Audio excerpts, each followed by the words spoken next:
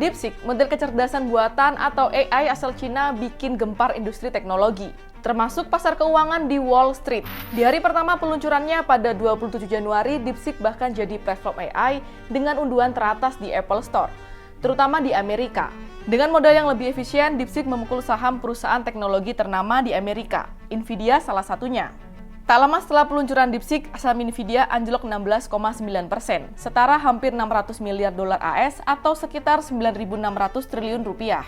Menyusul DeepSeek, Alibaba, perusahaan asal Hangzhou, Cina, juga meluncurkan model AI, Qwen 2.5 Max, yang diklaim memiliki performa lebih unggul dari model AI lainnya, termasuk DeepSeek V3 hingga GPT-4o. Persaingan AI ini menandakan babak baru ketegangan perang teknologi antara Amerika Serikat dan China.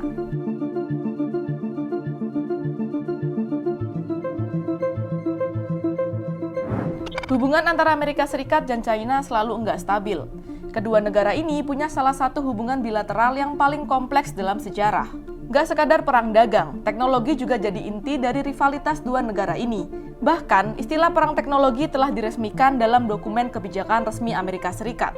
Sejak 2010, China telah berkembang menjadi pusat manufaktur global dengan biaya produksi yang lebih rendah dan menarik perhatian raksasa teknologi dunia, seperti Apple, Google, dan Microsoft. Namun, meski berperan penting dalam produksi teknologi, China pada saat itu enggak dianggap sebagai inovator utama. Banyak pihak beranggapan inovasi teknologi canggih hanya bisa berkembang di masyarakat yang bebas, bukan dalam sistem pemerintahan otoriter. Meski begitu, kurang dari 1 dekade kemudian China berhasil menempatkan diri sebagai pesaing utama dalam teknologi abad ke-21, termasuk di bidang semikonduktor, kecerdasan buatan atau AI, dan telekomunikasi 5G. Lewat kebijakan Made in China 2025, Presiden Xi Jinping menunjukkan tekad buat mengurangi ketergantungan terhadap teknologi barat dan menjadikan China sebagai pemimpin global dalam industri teknologi tingkat tinggi. Kebangkitan teknologi China ini jadi perhatian serius bagi Amerika Serikat. Sejak pemerintahan Barack Obama, Amerika Serikat memperketat sanksi terhadap perusahaan-perusahaan teknologi terkemuka China, serta membatasi hubungan bilateral di bidang sains dan teknologi. Langkah-langkah ini mencakup pembatasan impor produk China, mengontrol investasi modal ventura, dan larangan bagi perusahaan China buat mengakses pasar saham Amerika Serikat. Pengetatan juga berlanjut di era Donald Trump. Amerika Serikat secara terbuka membatasi kemajuan teknologi China dengan menerapkan strategi whole of government. Tujuannya buat mengordinasikan kebijakan terkait China di seluruh departemen pemerintahan Amerika Serikat secara menyeluruh dan sistematis. Kami mencoba rangkum persaingan antara keduanya dalam 3 babak. Babak yang pertama, pengembangan artificial intelligence. Dalam lanskap teknologi global, AI jadi salah satu medan pertempuran utama, perang teknologi antara Amerika Serikat dan China. Kedua negara ini menyadari kalau AI punya peran besar dalam meningkatkan kapabilitas militer, memperkuat ekonomi, dan memperluas pengaruh global. Amerika Serikat selama ini memimpin dalam inovasi AI lewat perusahaan seperti Google DeepMind dan OpenAI. Di sisi lain, China juga menjadikan AI sebagai prioritas nasional dalam kebijakan strategisnya. China berambisi menjadi pemimpin global dalam AI pada tahun 2030 melalui kebijakan New Generation AI Development Plan.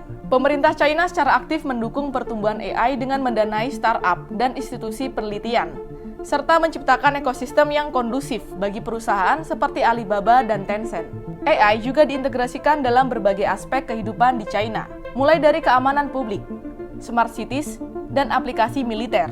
AS pun merespon kemajuan AI di China dengan memperketat kontrol ekspor. Pada 13 Januari 2025 misalnya, Amerika Serikat mengesahkan aturan baru yang membatasi ekspor chip AI, dan China sebagai salah satu negara yang terkena dampak pembatasan tersebut. Beberapa hari kemudian, China meresponnya dengan mengumumkan pendirian dana investasi AI baru senilai 60 miliar yuan atau 8,2 miliar US dollar sebagai upaya buat mempercepat pengembangan teknologi AI domestik. Sebelumnya, AS juga pernah melakukan pembatasan serupa. 2 Desember 2024, Amerika Serikat mengumumkan pelarangan ekspor teknologi semikonduktor kepada 140 perusahaan China. Sehari setelahnya, China memukul telak Amerika Serikat dengan mengumumkan pembatasan ekspor critical minerals, yakni logam gallium, antimon, dan germanium. FYI, critical minerals ini merupakan elemen vital dan tak tergantikan di berbagai produk peralatan, mulai dari kecerdasan buatan, persenjataan, hingga energi baru. Anyway, Soal AI, kehadiran DeepSeek bisa dibilang jadi kuda hitam buat China. Meski formatnya mirip chatbot AI lain, pengembangannya jauh lebih efisien dibanding GPT-4 buatan OpenAI.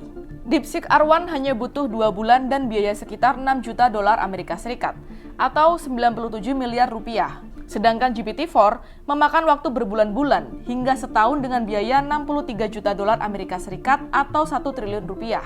Menariknya, DeepSeek lahir di tengah pembatasan ekspor chip AI oleh Amerika Serikat, menjadikannya pemain baru yang bisa mengubah peta persaingan AI global.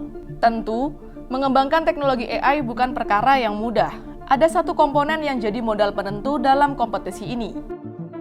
Babak kedua, semikonduktor, tulang punggung teknologi modern. Sebelumnya, Amerika Serikat telah mendominasi industri semikonduktor melalui perusahaan seperti Intel, Nvidia, AMD, dan Qualcomm yang unggul dalam desain dan inovasi chip.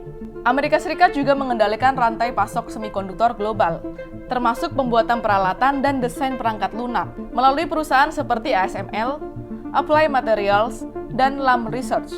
Meski bisa dibilang maju dalam AI, China masih bergantung pada teknologi semikonduktor asing. Lewat kebijakan Made in China 2025, China perlahan berupaya mengurangi ketergantungan pada semikonduktor impor. Salah satunya melalui SMIC, perusahaan semikonduktor asli China. Tapi, SMIC ini masih tertinggal dari TSMC dan Samsung, terutama dalam memproduksi chip canggih. Amerika Serikat mungkin masih unggul di sektor semikonduktor, tapi di infrastruktur jaringan, China sudah jadi pemain utama.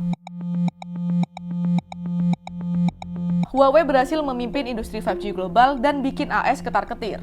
Ketegangan memuncak saat Huawei Mate 60 Pro dirilis pada Agustus 2023. Ponsel ini berbasis jaringan 5G dan dilengkapi chip 7 nanometer, sesuatu yang seharusnya mustahil, mengingat Amerika Serikat telah menjatuhkan sanksi untuk mencegah China mengembangkan chip di bawah 14 nanometer.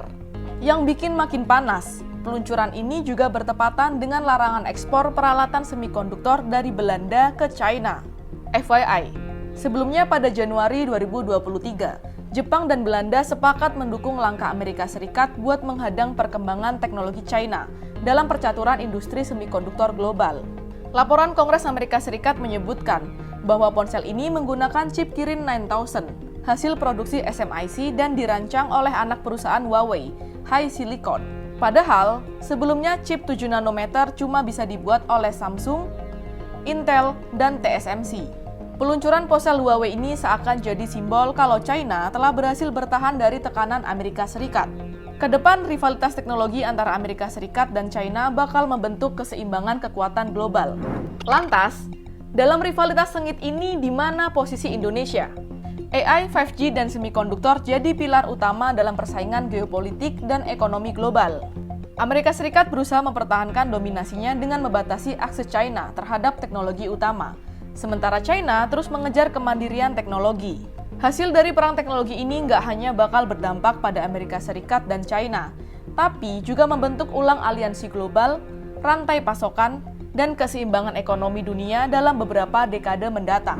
Buat Indonesia, rivalitas teknologi antara dua negara adidaya ini punya dampak besar, terutama dalam arus investasi, akses pasar, dan ketergantungan teknologi. Di satu sisi, kebijakan China Plus One yang diterapkan Amerika Serikat membuka peluang baru bagi Indonesia buat menarik investasi di sektor teknologi informasi. Banyak perusahaan Amerika Serikat mulai mencari alternatif manufaktur di luar China, dan Indonesia bisa jadi salah satu destinasinya. Bisa jadi loh ya. Buktinya, pada 2021, investasi Amerika Serikat di layanan informasi di Indonesia sudah mencapai 52,9% dari total investasi asing di sektor tersebut. Tapi, di sisi lain China juga masih punya pengaruh besar. Mereka tetap mempertahankan dominasinya di industri komputer, elektronik, dan optik di Indonesia. Bahkan, 57,4% impor mesin listrik dan elektronik di Indonesia pada 2022 masih berasal dari China. Meskipun Indonesia mendapat manfaat dari pergeseran rantai pasok dari China, tantangan besar tetap ada. Salah satu tantangan terbesar adalah persaingan investasi yang makin ketat. Kalau ketegangan Amerika Serikat dan China terus meningkat, investasi asing kemungkinan bakal lebih banyak mengalir ke negara-negara yang lebih selaras dengan kepentingan geopolitik Amerika Serikat. sebuah fenomena yang disebut friendshoring. Selain itu, ada juga masalah standarisasi teknologi. Saat ini banyak produk teknologi China masih mengikuti standar Amerika Serikat supaya tetap kompetitif di pasar global. Tapi, kalau di masa depan masing-masing negara bikin standar yang berbeda dan enggak kompatibel, Indonesia bisa kena dampaknya. Pasalnya, kita masih mengandalkan perangkat keras atau hardware dari China dan perangkat lunak atau software dari Amerika Serikat. Kalau standarnya nggak cocok, bisa jadi tantangan besar buat industri nasional dalam mengintegrasikan teknologi. So, perang teknologi antara Amerika Serikat dan China ini sebenarnya membawa dua sisi buat Indonesia, peluang dan tantangan. Di satu sisi, Indonesia bisa jadi destinasi investasi baru bagi perusahaan Amerika Serikat. Tapi di sisi lain, ketergantungan Indonesia pada rantai pasok China bisa bikin rentan terhadap berbagai kebijakan pembatasan perdagangan dari Amerika Serikat.